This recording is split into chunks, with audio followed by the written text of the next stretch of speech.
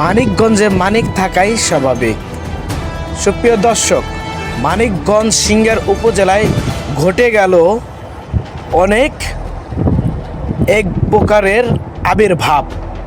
সুপ্রিয় দর্শক, মানিকগঞ্জ সিংড়ার উপজেলার চান্দহর ইউনিয়নের আটিপাড়া গ্রামে এক বিএনপি নেতাকে গ্রেপ্তার করতে গিয়ে ব্যর্থ হলেন শান্তিপুর পুলিশ ফাঁড়ির। সুপ্রিয় দর্শক, আরও সিংড়ার থানায় এরকম বিনাডাঙ্গি এক পুলিশ ফাঁড়ির পুলিশ ব্যর্থ হলেন। কেন বারবার ফিরে আসলেন সিংড়ার থানার পুলিশ?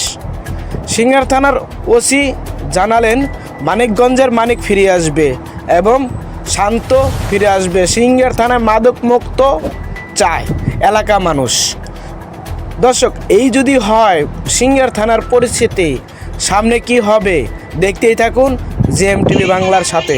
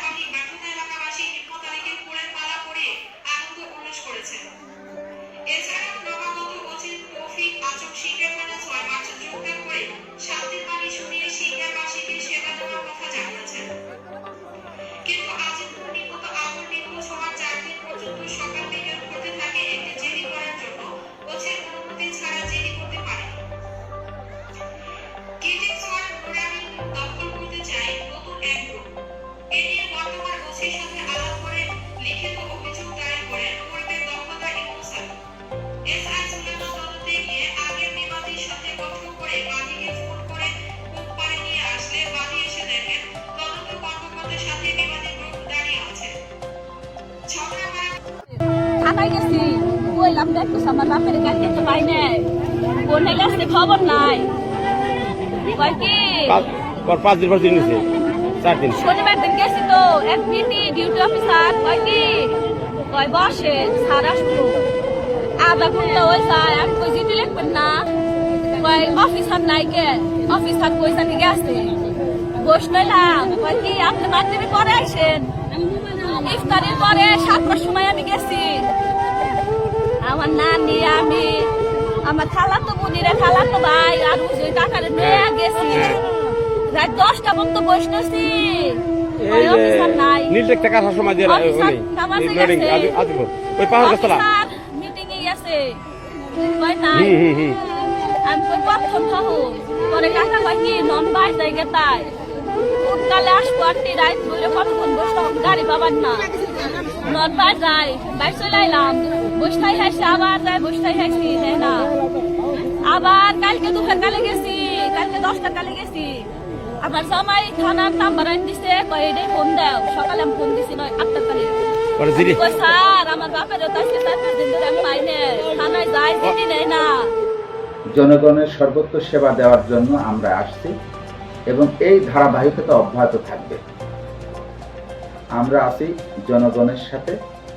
আমরা জনগণের যেটি সুফল হয় সেই লক্ষ্য নিয়ে আমরা পুলিশে এসেছি, সেই লক্ষ্য নিয়ে কাজ করে যাচ্ছি। তাম্বির এবং তাম্বিরের ছেলে ভূমিদস্যু এরা যে কোনো সময় মনে করেন পুলিশে কল দিলে পুলিশ কি যে পাইছে তারা পুলিশে কল দেওয়ার লগে লগে আধা ঘন্টার মাথায় মানে পুলিশ আইসা পড়ছে। তো পুরান কবির উনি সাইডে দেয়া চলে গেল। তো এই মুহূর্তে পোলা মানে ওই সাইডে দেওয়া চলে যাওয়ার কথা বলার পরে পোলাহান একটা ওনার নাকি ওপেন হার্টের সার্জারি, বুঝছেন?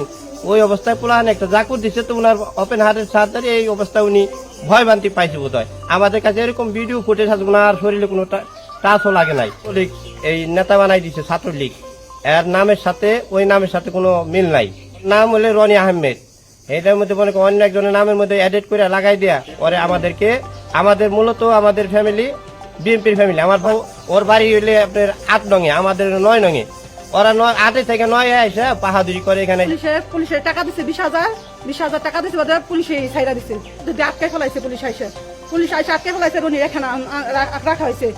তো আমার ভাবি অনেক জোড়া করছে, আপনি কোন জায়গায় আছেন, আমরা জিজ্ঞেস করছি কোন থানায় থেকে আসছেন, কিভাবে আসছেন, দেখায় ওরা ছাইরা দিচ্ছে। তারপরে হিম্মত নেতাকে পরে হিম্মত টাকা এখানে বসা কয় কি রনি নাই, তাই হারে নিয়ে যাবো, অস্ত্র ঠেকাইয়া তারপরে নিছে। আপনি তাকে ধরতে দেননি বা সারিয়ে রেখেছেন, পরবর্তী সময় আপনাকে থানায় নিয়ে আটক করা হয়েছিল। দেশবাসী আসসালামু আলাইকুম। পরে কথা কাটাকাটি হয়েছে, কথা না আমি পুলিশ সাইজ করি। ও তামির আমার পাশে বসা, কালামদালি বসা। হ্যাঁ, এরা কোনো পরে মানা করলো না, ও পুলিশ নিয়ে আসলো। তামির যদি মনে করেন যে ওকে বিরোধিতা করতাম, তাহলে তো আর একটা দেখতে পারতাম মাঠে দিকে। সেটা মঞ্চের ভিতরে মঞ্চে যে আমাদের যে রুহুল আমিন ফারিদ, ও 20,000 টাকা নিয়ে প্রায় 4.5 দিনে ওরে 20,000 টাকা নিয়ে এসআই ও ওরে ছেড়ে দিচ্ছে। ছেড়ে দিয়ে একটা নাটক সাজাইছিল, আমি ওরে ছেড়ে দিচ্ছি। আমরা এক জায়গায় সবাই বসা ছেড়ে দিচ্ছি। বলতেছে যে করো, রাইফেল তাক করো। হ্যাঁ, এই আসামি ছেড়ে দিচ্ছে, থানায় নিয়ে যেতে বলছি, সব বলছি। পরে আমার নিয়ে যাবো, রাইফেল তাক করো। আপনার দিকে রাইফেল তাক করছিল? হ্যাঁ, মানে অর্ডার দিচ্ছে বাড়িতে থেকে যে রাইফেল তাক করো। সেই বিষয়টা কি দেখতেছেন? এলাকাবাসী, আমি এলাকার স্বার্থে কাজ করি সবসময়। আপনারা সাংবাদিক তাম্বিরের ছেলে, কথা বলছেন, ওরা তো সন্ত্রাসী মন্ত্রাসী চাঁদাবাজি দেখছেন। মেলাটা 30 লক্ষ টাকা চাঁদাবাজি করছে, 30 লক্ষ টাকার উপরে।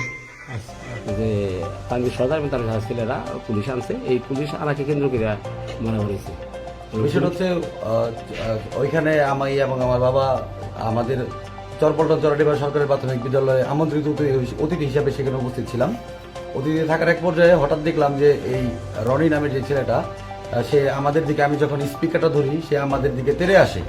তো আমার নিরাপত্তার স্বার্থে, যেহেতু আমার বাবা চান্দুরের বিএনপি সাধারণ সম্পাদক, আমি যুবদলের জয়েন্ট কনভেনর চান্দুরের ইউনিয়ন, তো আমি আর আমার বাবা সেখানে দুজনে উপস্থিত ছিলাম। আমি জানি সে মাদকাসক্ত।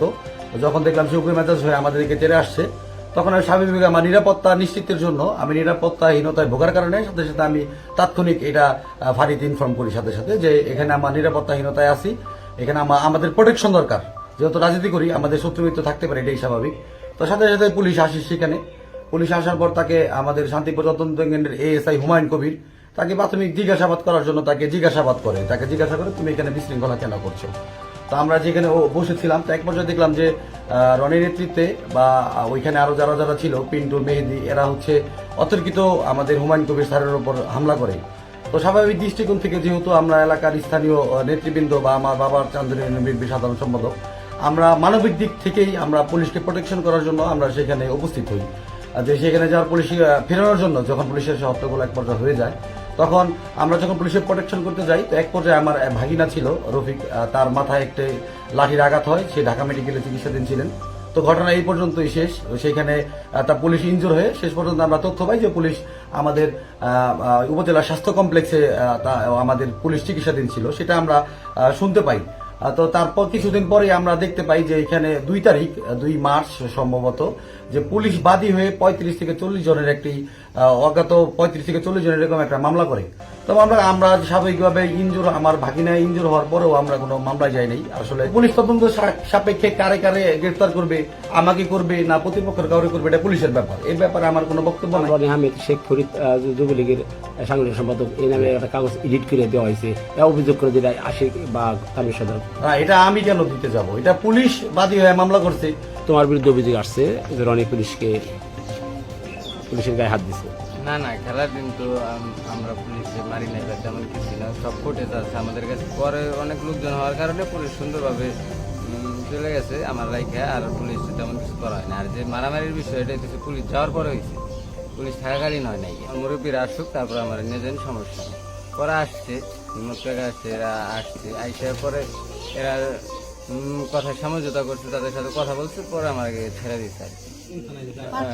হ্যাঁ, আরেকটা ছিল এসআই পার্থ। আচ্ছা, ওই আপনার সমঝোতা হয়েছে কিভাবে? কোনো টাকা লেনদেন হয়েছে নাকি? সমঝোতা আমি তো শুনছি যে 20,000 টাকা নিয়ে সমঝোতা হয়েছে। তোমার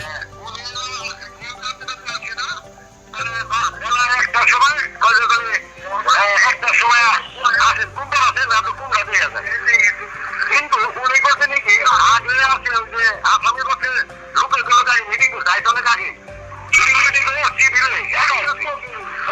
তাহলে আমি লোক তো নিয়ে জানি আসামি করছে ব্যক্তি আমার দিকে হলাইছে যাওয়া করে ঘুরতে আমি পরে আসতে করে খাইতেছি। না না, ওরা বলতে মিথ্যা মামলা, মানে পুলিশকে গায়ে হাত দেয় নাই ওরা কেউ। ঠিক আছে, কিন্তু পুলিশ কিন্তু আবার যে জরুরি বিভাগে রেজিস্টার খাতায় দেখলাম ওখানে শুধু বুকে ব্যথা।